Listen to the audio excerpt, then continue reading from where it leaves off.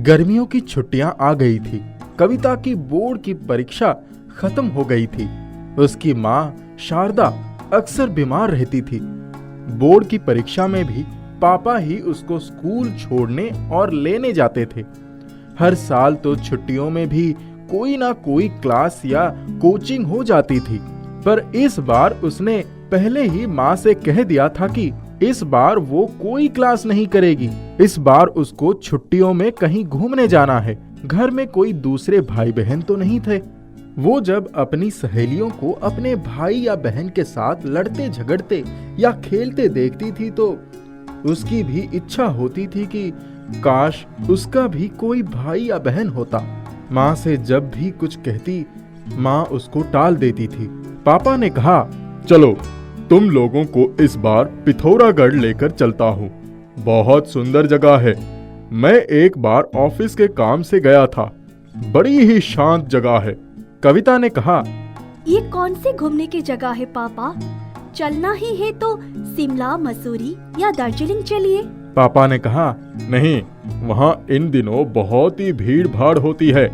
पिथौरागढ़ में मेरे एक मित्र का गेस्ट हाउस भी है, वहीं ठहरेंगे। पापा ने एक हफ्ते की छुट्टी ले ली थी। उन्होंने सोचा एक हफ्ते चलकर पिथौरागढ़ में घूमेंगे। उसके बाद कविता को उसकी दादी के पास गांव छोड़कर वापस आ जाएंगे।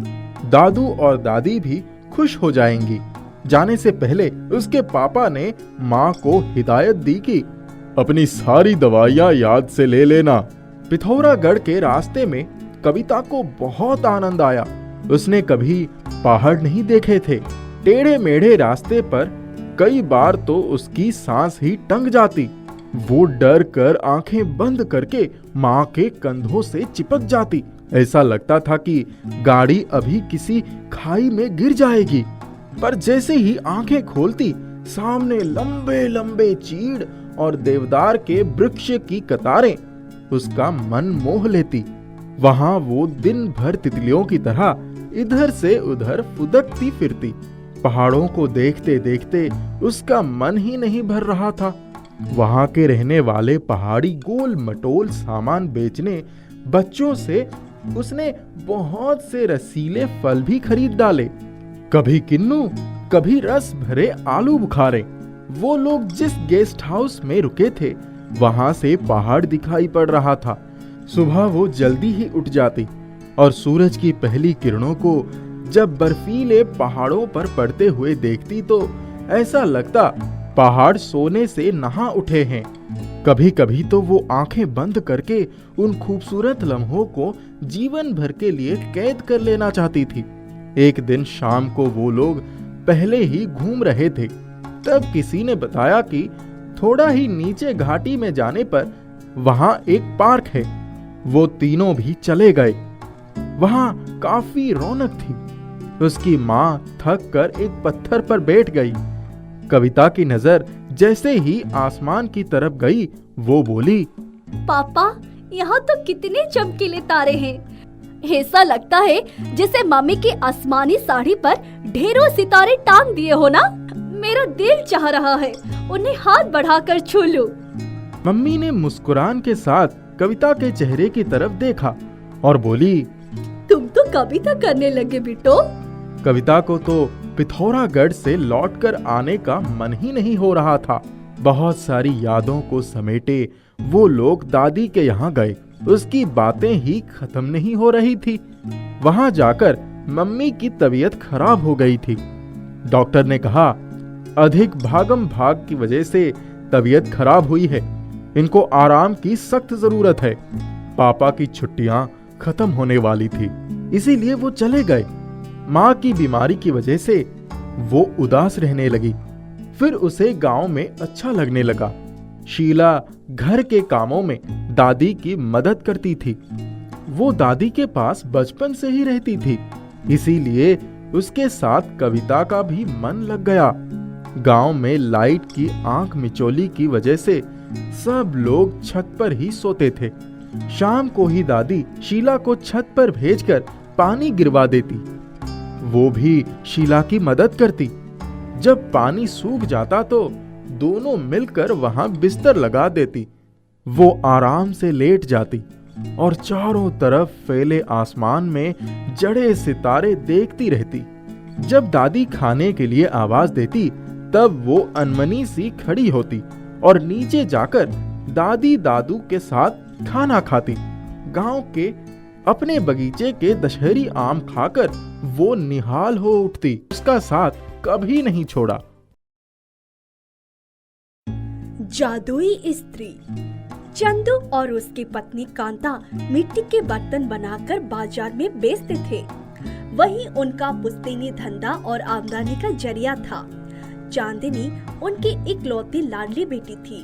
उसको पढ़ाने के लिए चंदू और कांता रात दिन मेहनत करते थे। कांता कहती, हम अनपढ़ हैं, इसलिए हमें दिन रात मेहनत करना पड़ता है, तब भी खर्चे पूरी नहीं पड़ते। बेटी पढ़ लिख कर अपने पैरों पर खड़ी हो जाएगी तो हमारी मेहनत सफल हो जाएगी। जब से चांदनी ने स्कूल पास करके कॉलेज में जाना शुरू किया था, उसके खर्चे भी बढ़ गए थे। चांदनी 10वीं पास करते ही गांव के ठाकुर साहब के छोटे बच्चों को पढ़ाने लगी थी, जिससे उसका थोड़ा बहुत काम चल जाता। ठाकुर साहब के यहाँ देखती सब लोग अपने कपड़े इस्त्री करवा कर ही पहनते। वो सोचती, हमारे पास भी एक इस्त्री होती तो कितना अच्छा होता। एक दिन वो अपनी माँ के पास बैठकर उनको चाक पर बर्तन बनाने की मदद कर रही थी। तभी उसके दिमाग में बिजली सी कौंध उठी। उसने कहा, माँ, जैसे हम बर्तन बनाते हैं वैसे ही इस्त्री भी तो बना सकते हैं, जिसको अंगीठी पर गरम करके उससे अपने कपड़े इस्त्री कर सके। अरे बेटा, दीपावली आने दे, उस समय मिट्टी के बर्तन और दिए बिकेंगे तो इस्त्री ले लेना। माँ, अभी तो मुझे कॉलेज जाने के लिए ढंग के कपड़े चाहिए होते हैं। मैं बनाने की कोशिश तो कर सकती हूँ, शायद बन ही जाए। ये कहकर वो मिट्टी हाथ में लेकर इस्त्री बनाने की कोशिश करने लगी। इस्त्री बनाकर उसके हैंडल लगा ही रही थी, तभी ऊपर नीम के पेड़ से एक मैना फड़फड़ाकर उसी इस्त्री के ऊपर गिर पड़ी। चांदनी के हाथ से इस्त्री गिर पड़ी और टूट गई। उसने उसके परवाह नहीं की और मैना को अपनी हथेली पर उठाकर जल्दी से उसको पानी पिलाया और उसके पंखों को सहलाने लगी। तभी उसने देखा कि उसके पंखों से खून रिस रहा था। वो उसको हाथ में लिए ही घर में गई और रुई से उसके घाव को साफ करके उस पर कोई मरहम लगा दिया। मरहम लगाते ही मैना ने आंखें खोल दी और अपने पंख फड़फड़ाने लगी। चांदनी ने उसके लिए एक कपड़े का ही बिस्तर बनाकर उस पर उसे बैठा दिया और एक डलिया से ढक दिया ताकि उसे कोई बिल्ली मार न दे। उसके बाद जब उसने इस्त्री बनाने के लिए मिट्टी हाथ में उठाई तो 2 पल में ही इस्त्री बन गई। उसने माँ से कहा, माँ, आप इसको पका दो। जब इस्त्री आवे में से पकाकर बाहर निकला तब वो सचमुच स्टील की इस्त्री बन गई थी। चांदनी जोर से चिल्लाई, माँ, ये तो बिल्कुल ही वैसे ही इस्त्री है जैसे ठाकुर साहब के घर में है। सब लोग इस्त्री हाथ में उठा उठा कर देखने लगे। चांदनी बोली, अच्छा तो इससे कपड़े प्रेस करके देखती हूँ। उसने मैना के पास ही चादर बिछाकर अपना कुर्ता प्रेस करने के लिए इस्त्री लगा दिया। जैसे ही उसने कुर्ती पर इस्त्री करना शुरू किया तो ये देखकर हैरान हो गई कि साइड में नए कुर्ते का पूरा गट्ठर प्रेस करके रखा हुआ है। वो अपनी माँ को बताने के लिए भागी तो देखा चंदू और कांता अपने आवे के पास हैरानी से बैठे हैं। क्या हुआ माँ? उसकी माँ ने कहा, अरे ये तो कमाल ही हो गया। जो बर्तन हमने बनाए जब उनको आवे में डाला तो वो चांदी का हो गया। माँ, ऐसे ही कुछ मैं भी बताने आई थी। जानती है, मैंने जैसे ही प्रेस करने के लिए कुर्ता रखा वहाँ तो दर्जनों कुर्ते प्रेस किए हुए रखे हैं और बहुत ही खूबसूरत कुर्ते हैं। मैं तो ऐसे कपड़ों के लिए तरसती रहती हूँ। सबकी आंखें फटी की फटी रह गई। चांदनी जब घर में आई तो मैना डलिया हटाकर उसके ऊपर बैठी थी। चांदनी बोली, अरे तुम तो ठीक हो गई। तभी मैना बोली, चांदनी मुझे बाहर हवा में छोड़ दो, अब मैं ठीक हो गई हूँ। ये जादुई स्त्री अब हमेशा तुम्हारे पास रहेगी। तुम जो चाहोगे वो सब कुछ तुम्हें मिल जाएगा। चांदनी बोली, हम बहुत गरीब हैं। मेरा माँ बापों ने बड़ी कठिनाई से मुझे पढ़ाया लिखाया। मैं चाहती हूँ हमारी सारी परेशानियाँ दूर हो जाएं। तभी अचानक बड़ी तेज बादल गरजने लगे और जोर से बिजली चमकी। एक रोशनी हुई। सबने डर से आंखें बंद कर ली। अब आंख खुली तो उनका घर एक हवेली में बदल गया। उनके घर के चारों तरफ बाग बगीचे लहलहाने लगे और झरना बहने लगा। नौकर चाकर हवेली के बाहर फाटक पर द्वारपाल, ड्राइवर के साथ बड़ी सी गाड़ी, ये सब देखकर तो चांदनी खुशी से पागल हुई। वो कभी इस कमरे में जाती, कभी उस कमरे में जाती। उसे ये भी ध्यान नहीं था कि उसके माता पिता कहाँ है।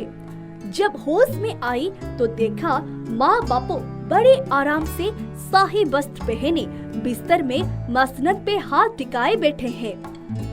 उसको उन लोगों को पहचानने में कुछ समय लगा। फिर चांदनी जाकर माँ से लिपट गई और बोली, अरे माँ, हमारे दिन बदल गए। कहाँ तो हमारे पास खाने के पैसे ना जुड़ते थे और कहाँ जादुई स्त्री ने हमें सब कुछ दे दिया। तभी खिड़की पर कोई आहट हुई तो देखा वही मैना बैठी थी। चांदनी ने उसे अपने हाथों में ले लिया और बोली, मैना रानी, ये सब कुछ तुम्हारे देन है ना? मैना बोली, मैंने बताया था ना कि स्त्री जादुई है। अब चिंता की कोई बात नहीं है। तुमने भी तो मेरी इतनी देखभाल की थी। तभी अचानक मैना 3 बार गोल गोल घूमी और उनके सामने एक राजकुमार खड़ा हो गया। सभी लोग उठकर खड़े हो गए। राजकुमार बोला, मैं अर्जुनगढ़ का राजकुमार हूँ। एक साधु के श्राप ने मुझे मैना बना दिया था।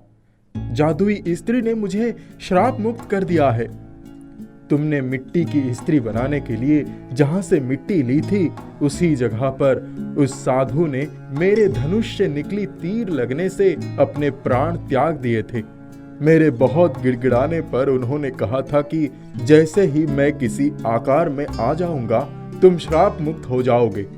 जब कोई सुंदर और मेहनती लड़की तुम्हें स्पर्श करेगी, उसी दिन तुम अपने असली रूप में आ जाओगे।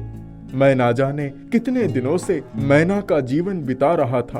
अब मैं श्राप मुक्त हो गया हूँ। तुम मेरे साथ विवाह करोगी? किसी को कुछ भी सोचने की जरूरत ना थी। उन दोनों का विवाह हो गया। राजकुमार के साथ राजकुमारी उसके राज्य अर्जुनगढ़ चली गई। लेकिन जादुई स्त्री ले जाना नहीं भूली। उसने उसके जीवन में इतनी खुशियाँ जो भर दी थी।